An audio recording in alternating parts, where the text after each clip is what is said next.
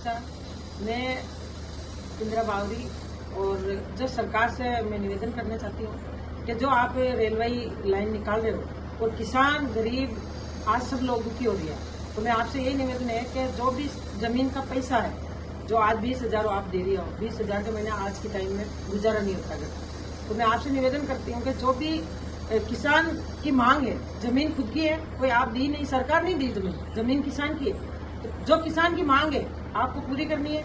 और किसान जहाँ भी धरना लगाएगा, इंदिरा बावरी और आपके लिए आधी रात का तैयार है किसानों के लिए।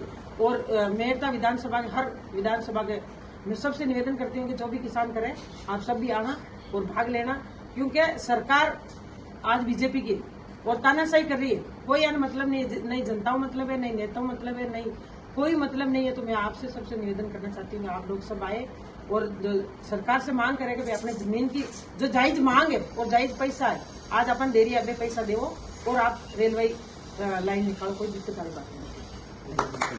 सुशील जी, आज विधायक हाउस पहुँचे हो, तो क्या परेशानी लेके पहुँचे?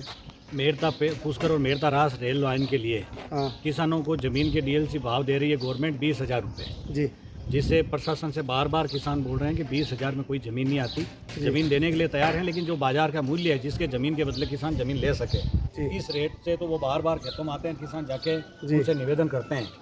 तो परेशान होने के कारण आज जनप्रतिनिधि के पास, हम विधायक महोदय के पास आए मेरता, और किसानों की पीड़ा है कि कम से कम इतना पैसा तो दिलाओ। ये आपके दायित्व भी है और आपकी जिम्मेदारी है कि कम से कम कोई ज़्यादा तो नहीं मांग रहे हैं, खेत के बदले ज़मीन आ जाए, बस इतना पैसा दे दो। और यह जनता का फर्ज है कि अपने प्रतिनिधि के पास आना चाहिए। तो हम लोग आज उनके आवास निवास स्थान पे आए, वो अभी नागौर है, अनुपस्थित हैं।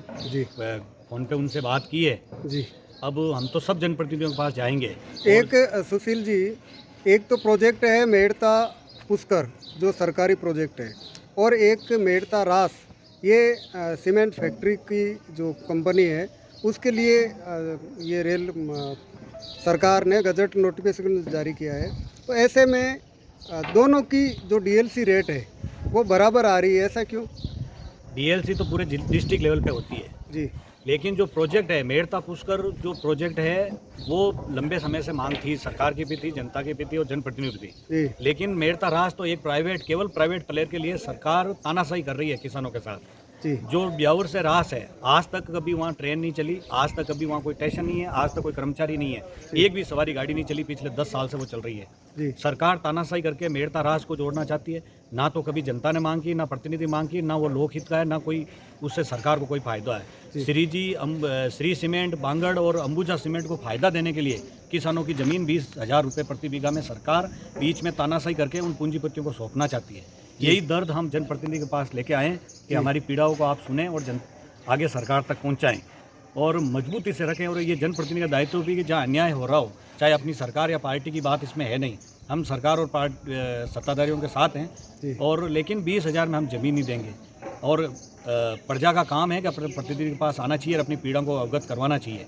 आज हमने हमारी जिम्मेदारी निभाई है, अब प्रतिनिधि पे है कि वो हमारी बात सरकार तक कैसे पहुँचाएँ। अगर हमारी न्यायोचित बात है तो आप मजबूती से पूछें, हम गलत है तो हमें बताएं कि आप किसान यहाँ गलत हो। जी, धन्यवाद।